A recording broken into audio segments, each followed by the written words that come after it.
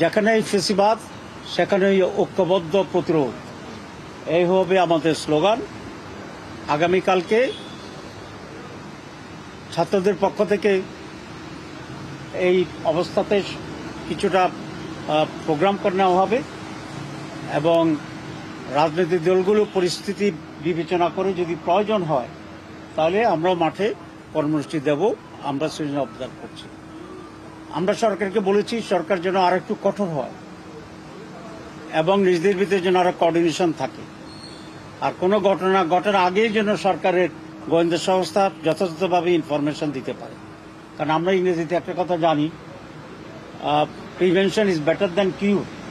তো প্রিভেনশন সাইডটাকে যেন আরো মজবুত করে গভর্নমেন্ট, সেটা আমরা বিশেষ দৃষ্টি আকর্ষণ করেছি এবং প্রধান উপদেষ্টা আমাদেরকে আশ্বস্ত করেছেন যে তার বাহিনী, তার মন্ত্রী পরিষদ সবাই মিলে আরো ভিজিলেন্ট থাকবেন এবং আমাদের সহযোগিতা কামনা করেছেন। আমরা পূর্ণাঙ্গ সহযোগিতা দেওয়ার জন্য আমরা প্রস্তুত আছি, এটা ওনাকে আমরা জানিয়েছি। আগামীতে নির্বাচন একটি গুরুত্বপূর্ণ বিষয়।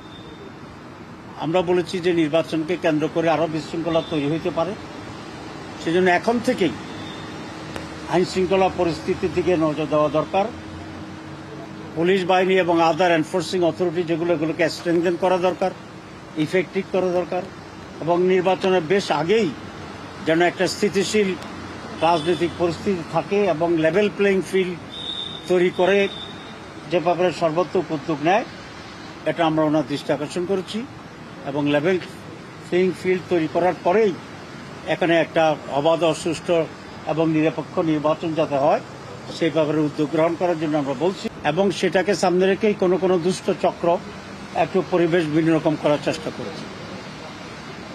আমরা পরিষ্কার করে বলেছি যে বাংলাদেশে ফেসিবাদের আর কোনো স্থান হবে না। পুরানো ফেসিবাদ গেছে, নতুন করে যেন আবার ফেসিবাদ গজে উঠতে না পারে, নতুন ফেসিবাদ তৈরি না হয়, সে ব্যাপারেও পুরো জাতি ঐক্যবদ্ধ থাকবে। আমরা সে ব্যাপারে সচেতন থাকব, আমরা সে অঙ্গীকারও ব্যক্ত করেছি। 25 শিশুরা শহীদ হয়েছে, তাদের পরিবারে যথাযথ সহযোগিতা করা, কম্পেনসেশন দেওয়ার কথা আমরা বলেছি। আহতদের চিকিৎসার যেন কোনো ত্রুটি না হয় এবং প্রয়োজনে দেশের বাইরে নিয়ে হলেও এই চিকিৎসাটা করা দরকার ছিল।